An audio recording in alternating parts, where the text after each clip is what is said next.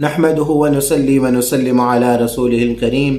أما بعد فأعوذ بالله من الشيطان الرجيم بسم الله الرحمن الرحيم قل إن كان آباؤكم وأبناؤكم وإخوانكم وأزواجكم وعشيرتكم وأموال اقترفتموها وتجارة تخشون كسادها ومساكن ترضونها أحب إليكم من الله ورسوله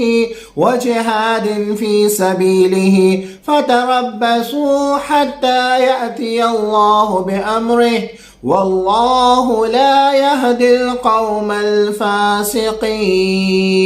صدق الله العلي العظيم وصدق رسوله النبي الكريم۔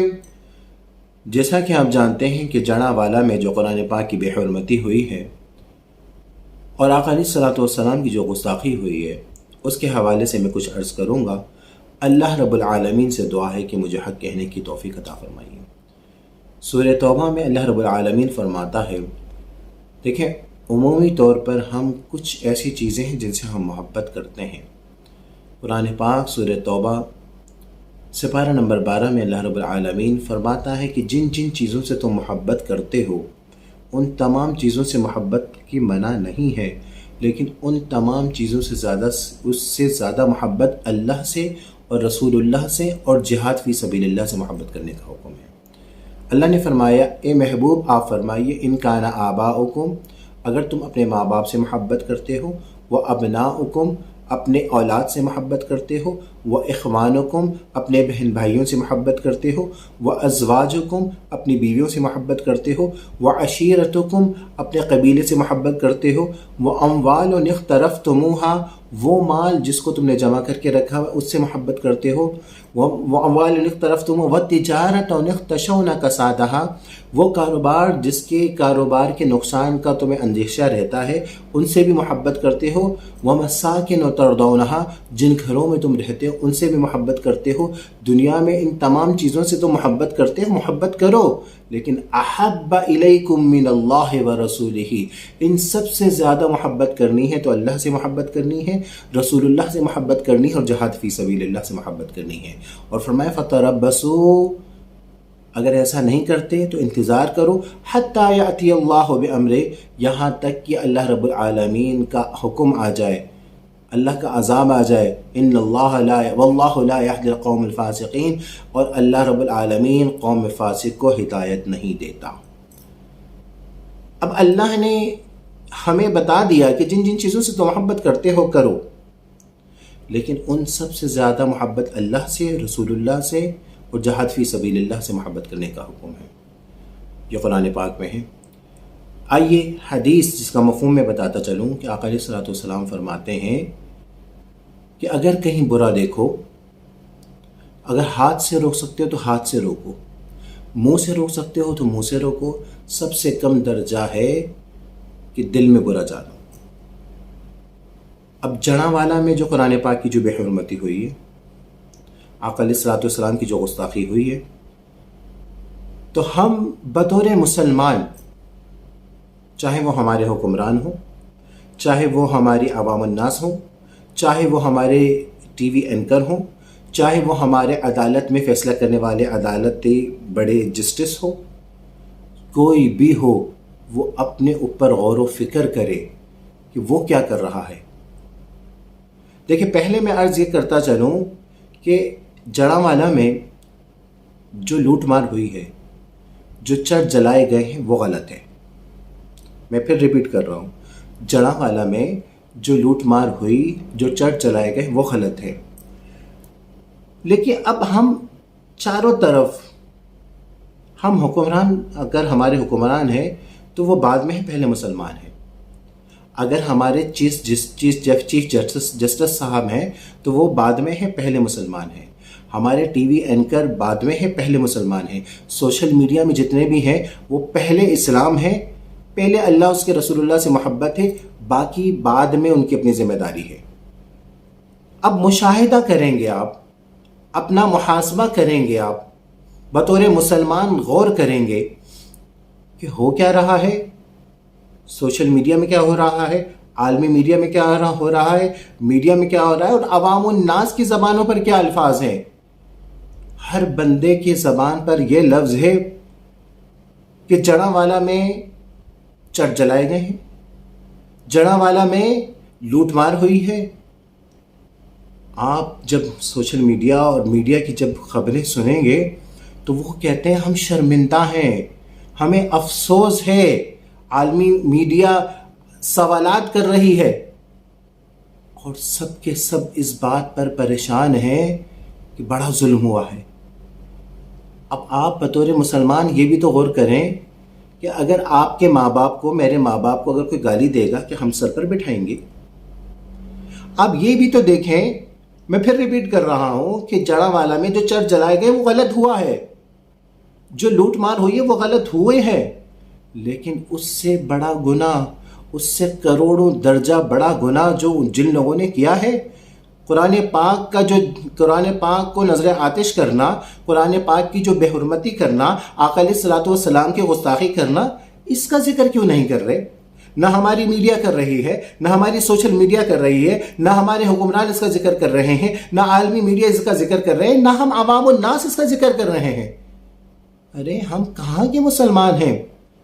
ارے ہمارے قرآن پاک کی بے حرمتی ہوئی ہے. میں پھر ریپیٹ کر رہا ہوں، ایک طرف اگر وہاں پہ گھروں کو لوٹ مار ہوئی، وہاں کے چرچ جلائے گئے، کیا اس سے بڑا گناہ نہیں ہے قرآن پاک کی بے حرمتی کرنا؟ اس سے کروڑوں اربوں گنا بڑا گناہ ہے. اب ہوتا کیا ہے، جبکہ ہم سب جانتے ہیں کہ ہمارے حکمرانوں کا کیا حال ہے، ہماری عدالت کا کیا حال ہے. ہم چیما گوئیاں کرتے رہتے ہیں اپنے حکمرانوں کے بارے میں، ریاست ایسی، حکمران ایسے، ہمارے چیف جسٹس ایسے، ہماری عدالت ایسی. سب کچھ ہم جانتے بوجھتے ہوئے بھی جب دین کا معاملہ آتا ہے، آقا علیہ الصلوۃ والسلام کی ناموس کا معاملہ آتا ہے، آقا علیہ الصلوۃ والسلام کی گستاخی کی بات ہوتی ہے، قرآن پاک کی بے حرمتی کی بات ہوتی ہے، تو ہم یہ کہہ دیتے ہیں کہ یہ تو ریاست کا کام ہے، ان کو سزا دیں. کیا ہم نہیں جانتے اپنی ریاست کو؟ کیا ہم نہیں جانتے اپنی عدالت کو؟ کیا ہم نہیں جانتے؟ ارے پہلے تو ہم بطور مسلمان، ہماری ذمہ داری ہے کہ ہم دل میں برا جانیں. اور جو ٹی وی اینکرز ہیں وہ آپ بتائیے، کل قبر میں بھی جانا ہے، آقا علیہ الصلوۃ والسلام کے سامنے کیا منہ دکھاؤ گے؟ حشر میں کیا منہ دکھاؤ گے؟ آقا علیہ الصلوۃ والسلام کی ذات کی بات ہو، قرآن پاک کی بات ہو، وہ آپ کو نظر نہیں آتا کہ ان بےغیرتوں نے، انہوں نے کتنا غلط کام کیا؟ اس کا کوئی ذکر نہیں ہو رہا. صرف یہ ہو رہا ہے چرچ جلا دیے گئے ہیں. میں عرض کر رہا ہوں وہ غلط ہے، لیکن یہ بھی تو دیکھا جائے کہ ان سب نے ایسا کیوں کیا، اس کی وجہ علت ہوئی کیا، ایسی اسباب بنے کس وجہ سے؟ جب قرآن پاک کو جلایا جائے گا، ارے جیسے میں نے عرض کیا کہ ماں باپ کو گالی دے تو ہم اس کے ساتھ اچھا رویہ نہیں کریں گے، ہم اپنے اوقات کے حساب سے اس کے ساتھ جو کچھ کر سکیں گے وہ کریں گے. تو کروڑوں ماں باپ ہمارے قرآن پاک کی عظمت پر قربان ہیں، کروڑوں ماں باپ، اربوں ماں باپ ہمارے آقا علیہ الصلوۃ والسلام کی ناموس رسالت پر قربان ہیں. یہاں پر یہ غور و فکر کی ضرورت ہے. جہاں تک ریاست کی بات کی جاتی ہے تو میں آپ سے یہ عرض کرتا چلوں کہ میرے علم میں نہیں ہے کہ ہماری ریاست نے کسی بھی ناموس رسالت کی گستاخی، آقا علیہ الصلوۃ والسلام کی گستاخی کرنے والے کو سزا دی ہو، قرآن پاک کی بے حرمتی کرنے والے کو سزا دی ہو. یہ میرے علم میں نہیں ہے، لیکن میں اتنا یہ ضرور جانتا ہوں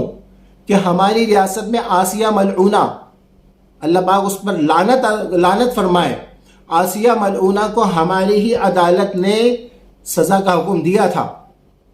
لیکن ہماری ہی عدالت نے اس کو بری الذمہ کر کر، اس کو باعزت بری کر کر اس کو ملک سے باہر نکال دیا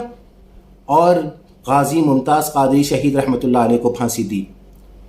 یہ مسلمانوں کے لیے ایک تماچا ہے کہ تمہیں اوقات دکھا دی گئی ہے کہ اسلامیہ جمہوریہ پاکستان ہے، تم بطور مسلمان ہو، تم اپنے آپ کو سپر پاور یعنی بہت پاورفل سمجھتے ہو، اور تم سب کچھ ہونے کے باوجود تمہاری اوقات یہ ہے کہ تمہارے ملک کی عدالت نے باقاعدہ اس کو بری الذمہ، اس کو سزا یافتہ قرار دینے کے باوجود ہمارا پاور یہ ہے کہ ہم اس کو بری الذمہ باعزت وہ کر کے، اور دشمنان اسلام میں نہیں دیکھا، دشمنان اسلام نے کیا کیا؟ آسیہ ملعونہ کو فرانس والوں نے باقاعدہ عزت کے ساتھ بلا کر اس کو بہت زیادہ عزت دی، دولت دی، سب کچھ دیا، اور میری اپنی ذاتی رائے کہ یہ اس طرح کی جو حرکتیں کرتے پھرتے ہیں نا، وہ صرف اس لیے کرتے ہیں کہ دشمنان اسلام کے سامنے ان کی ایک عزت ہو، ایک وہ ہو کہ ان کے سامنے وہ ہیرو ہوں۔ کیا عاصم ملولہ ان کے سامنے ہیرو نہیں ہے؟ تو میں عرض کر رہا ہوں قرآن پاک ہمارے لیے سب سے بڑھ کر ہونا چاہیے۔ ہم جو ہے غور و فکر کریں کہ آیا ہم کر کیا رہے ہیں، اور ہماری بطور مسلمان ذمہ داری ہے کیا ہماری جہاں۔ اور پھر یہ ہوتا ہے کہ عدالت کا کام ہے، عدالت، ارے عدالت کا حد تو یہ حال ہے کہ وہ رات کے 12 بجے حکمرانوں کے لیے کھل جاتے ہیں، اور جہاں تک اسلام کا معاملہ ہو، جہاں تک ناموس رسالت کا معاملہ ہو، جہاں تک آقا علیہ الصلوۃ والسلام کی شان کا معاملہ ہو، جہاں تک قرآن پاک کی بے حرمتی کا معاملہ ہو، تو کیا ہے، یا کسی غریب کا معاملہ ہو، کئی سال تک چلتے رہتے ہیں۔ لہٰذا ضروری ہے کہ ہم بطور مسلمان، میں پھر عرض کر رہا ہوں کہ وہ غلط ہوا ہے، چرچ جلے گئے وہ غلط ہوئے ہیں، اور وہ جو لوٹ مار ہوئی وہ غلط ہوئے ہیں، لیکن اس بات پہ بھی غور و فکر کیا جائے، اس حوالے سے کم دل میں برا جانے، اور زبان سے جہاں کچھ کر سکتے ہیں، اگر کوئی سوشل میڈیا میں کوئی اپنی پیغام پہنچا سکتا ہے، کوئی عملی طور پر کچھ عمل کر سکتا ہے، تو خدا را اس بات کو بھی پھیلائیے، اس بات کو بھی کوشش کریں، پھیلائیں، بتائیں، قرآن کی عظمت کا ذکر بھی کریں۔ آج افسوس سے یہ کہنا پڑتا ہے کہ ہم مسلمان جو ہیں، علامہ اقبال نے فرمایا نا، وہ معزز تھے زمانے میں مسلمان ہو کر، وہ معزز تھے زمانے میں مسلمان ہو کر، ہم خوار ہوئے تارک قرآن ہو کر۔ ہمیں قرآن پاک کی عظمت کا نہیں پتہ،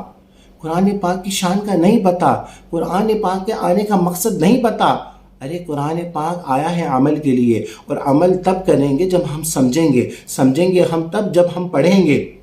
اور آج ہم قرآن پاک کو کھول کر ہی نہیں دیکھتے ہیں۔ ارے قرآن پاک جو ہے اس کو چھونا بھی عبادت ہے، اس کو دیکھنا بھی عبادت ہے، اس کو پڑھنا بھی عبادت ہے۔ جو پڑھتا ہے وہ قاری بن جاتا ہے، جو یاد کرتا ہے وہ حافظ بن جاتا ہے، جو لکھتا ہے وہ مفسر بن جاتا ہے، اور جو اس کو سمجھتا ہے وہ عالم بن جاتا ہے، اور جو اس کو عمل کرتا ہے وہ ولی اللہ بن جاتا ہے۔ تو قرآن پاک عمل کے لیے آیا ہے، عمل کے لیے ضروری ہے کہ قرآن پاک کو پڑھا جائے، قرآن پاک کو سمجھا جائے، اور قرآن پاک پر عمل کیا جائے۔ اللہ رب العالمین سے دعا ہے کہ اللہ رب العالمین ہمیں ہدایت کاملہ عطا فرمائے۔ اللہ رب العالمین سے دعا ہے کہ اللہ رب العالمین ہمیں قرآن کو پڑھنے کی توفیق عطا فرمائے، قرآن کو سمجھنے کی توفیق عطا فرمائے، قرآن پر عمل کرنے کی توفیق عطا فرمائے۔ وما علینا الا البلاغ المبین۔